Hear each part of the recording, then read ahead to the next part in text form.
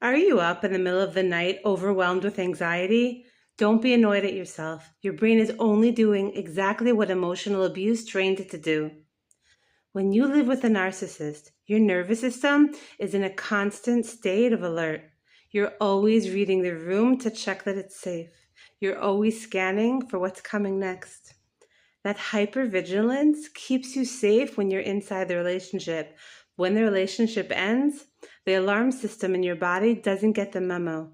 It keeps running on in your mind. And at 3 a.m., when the world goes quiet and there's nothing left to distract you, that's when that alarm starts running the loudest. My name is Leah. I survived narcissistic abuse, and that was my 3 a.m. for years and years.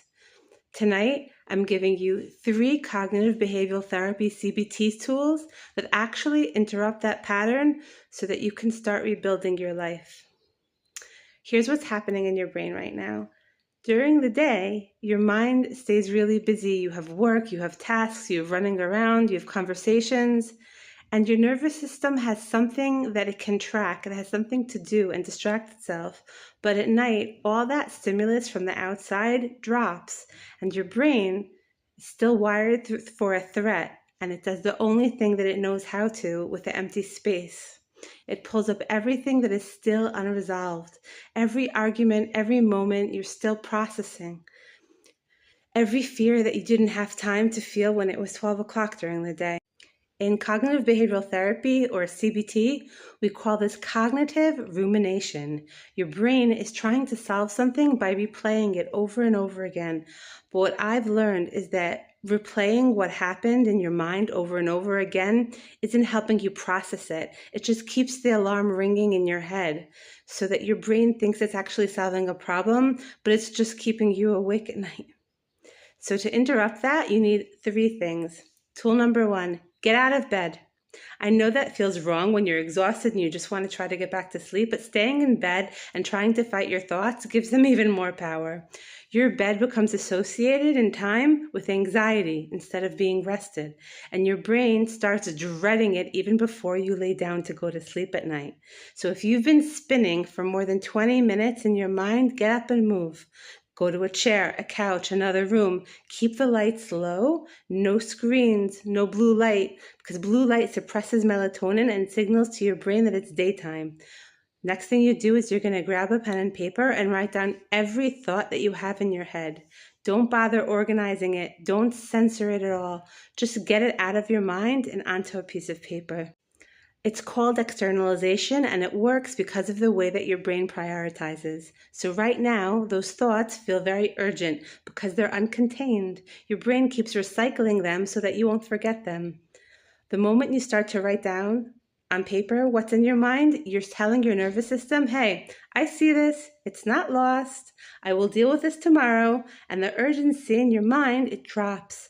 So the thoughts won't disappear, but they stop feeling like emergencies to you, keeping you awake. Then you close the notebook, leave it in the room, go back to bed. Tool number 2, stop arguing with your thoughts. One of the most powerful things CBT teaches is this: your thoughts are not facts. The thoughts in your mind are just mental events. Your brain presents them to you like they're solid data, but they're not. When you've been through narcissistic abuse or any kind of emotional abuse, your internal critic often sounds exactly like your abuser. It tells you terrible things about yourself and presents them to you as the truth. And because it's inside your own head, you believe it. This is what you need to tell yourself instead, okay? Instead of saying, I'm going to fail tomorrow, everything's going to go wrong, I'm a loser, I screw everything up, just say, I'm having the thought right now that I might fail. And that doesn't mean that it's true. It's just a thought. It's not truth. It's not real. It's not reality. Just by realizing that and saying that out loud, you're creating a distance. You're not inside the thought anymore. You become an observer, like an outsider to the thought, and you're not absorbing it as the truth. You can even name what your brain is doing. Oh, there's the catastrophizing department. It's working the night shift again. Okay? And to be a little humorous, it's not dismissive. You're actually being very powerful. You're becoming powerful enough to break the spell. by creating this distance. You're reminding yourself also that this is a thought and it's not a prophecy. The thought may still be there, but it's no longer driving you. Tool number 3, the 4-7-8 breath.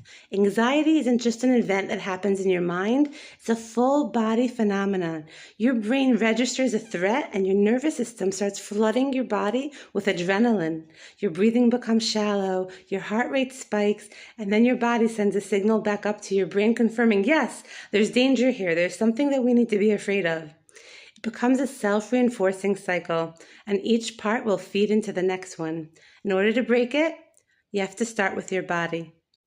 The 4-7-8 breath changes the oxygen to carbon dioxide ratio in your blood, which directly activates your parasympathetic nervous system. That's the part of your nervous system that signals, it's safe here, I can rest now. And you're not just calming yourself down, you're actually biologically shifting your body's entire state. This is how you do it.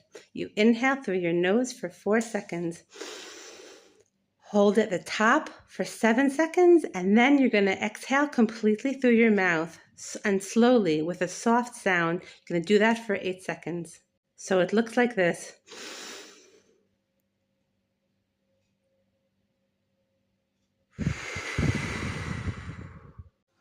The extended hold and the long exhale are what trigger the shift in your body.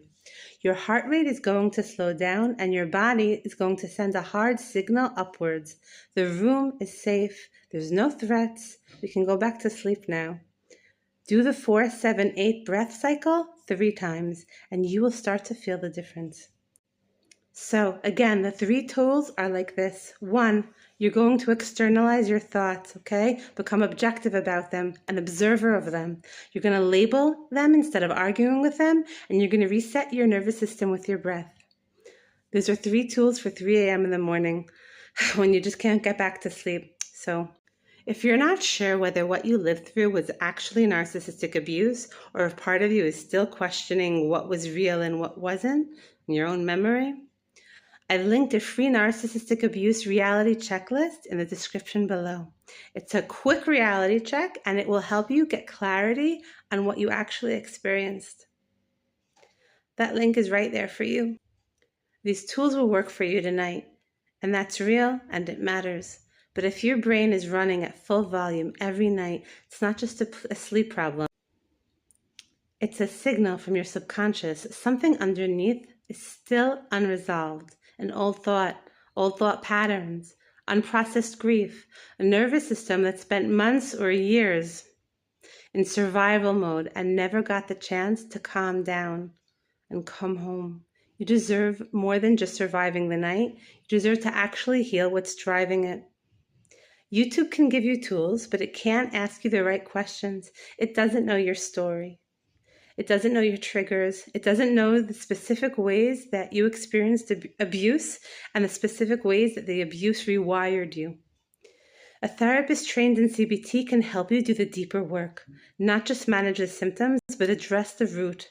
I've linked a platform in the description that I trust, licensed therapist, CBT trained, available from your couch on your schedule. If you're ready to stop white knuckling through your 3 a.m. and actually get your peace back, that link is there for you. So put the phone down. Try the thought dump if you need it tonight. And remember, you are not the anxiety. You are not the person who they said you were. You never were. You are a person who survived something incredibly hard, and yet you're still here. You're still standing, and you're still fighting to heal. You're also on your way. I'll see you in the next one. And remember for now, not one more day.